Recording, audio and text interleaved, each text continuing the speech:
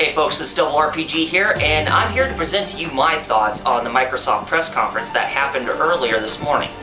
Now, just so you know, I will be covering Nintendo and Sony's press conferences and doing my thoughts on those too, but that'll be later on down this week. But anyway, let's talk about some things that came out of Microsoft.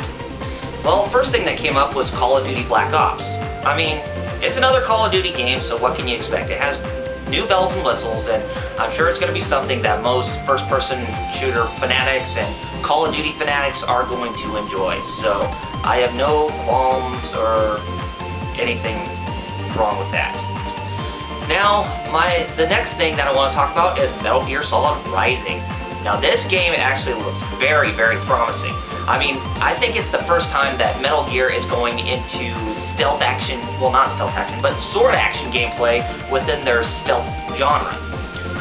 And seeing Raiden just kick some butt and, you know, slicing at his enemies, oh boy, you gotta love those Metal Gear Solid games, guys. I mean, that is definitely one that I'm gonna be picking up, but it's probably gonna be PS3, so if you like 360 and are, you know, who will bash at me for saying I'm only getting on PS3, well, I have nothing to say against you. Besides, I'm not going to even listen to you if you're just going to say, "Ooh, you're a PS3 fanboy." Well, that's your opinion, not mine.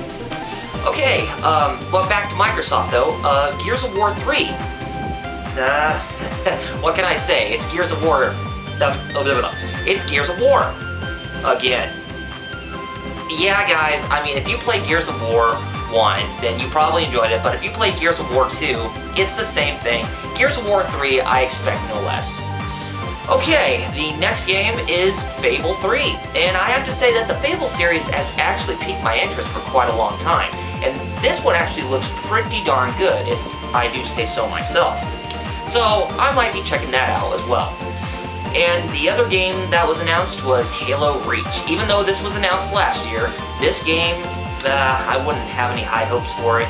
Well, this is because I don't particularly enjoy first-person shooter games. But if you like the Halo series and you want something, I mean, if you want a new entry in the franchise, then there you go. Now, on to Kinect. And for those of you who don't know what Kinect is, it is the official name for Project Natal.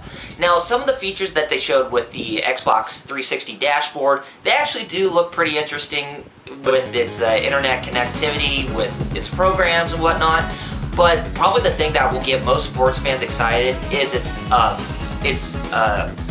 ESPN and Microsoft's agreement, or their partnership, to host live coverage of sports events. And they do all sorts of things with Project Natal, or Kinect, as that's how it's going to be called, in order to show replays, their favorite parts, and whatnot.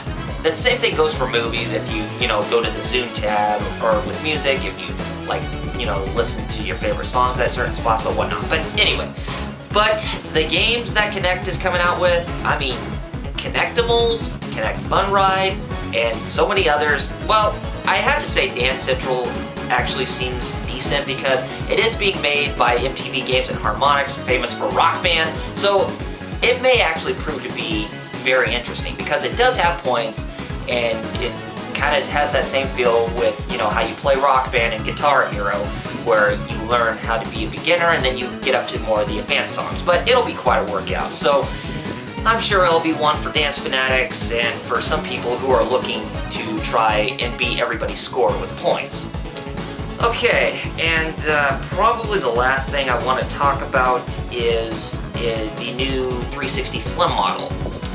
I have to say, curse you, Microsoft, for not putting in a built-in Wi-Fi aspect within the regular 360s and the Elite. I mean, what were you thinking? I mean, you could have done that with all those systems before with this one. I mean, why did you decide to put a built-in Wi-Fi adapter inside the system when it was something that you could have put in within the older Xbox systems a while ago? It doesn't make any sense. Instead, you give us Ethernet port to put in through a cable from a Wi-Fi adapter. I mean, what are you thinking? Ugh. But it's 250 gigabytes, and it's $300, about the same price as a regular Elite. So, I don't know, I may go trade it in for, you know, just to get that aspect, but hey, what can you say? It's just a new system, so who knows.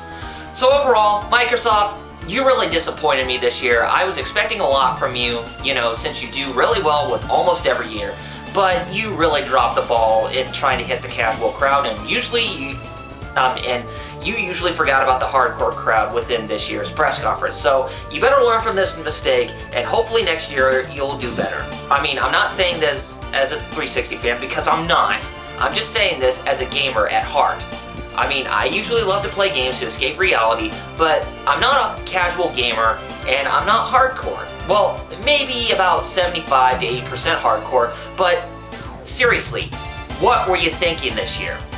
I mean, are you trying to follow Nintendo's footsteps when Nintendo is trying to reach back up to its expected audience that, you know, who bought a Wii? I mean, for God's sakes, we don't need all this casual stuff. I mean, it might go well for the younger audience, but please, don't forget about us. Seriously, fix up your stuff for next year, or else I'm not going to be playing any more of your games. I'm serious. Well, anyway, guys, like I said, I'll be covering my thoughts on Sony and Nintendo's press conferences and whatever else from, you know, the other press events that are going on within this week. And I hope you all do enjoy the rest of this week, and I'll be sure to get back in touch with you. This is a Double RPG, and I'll catch you later.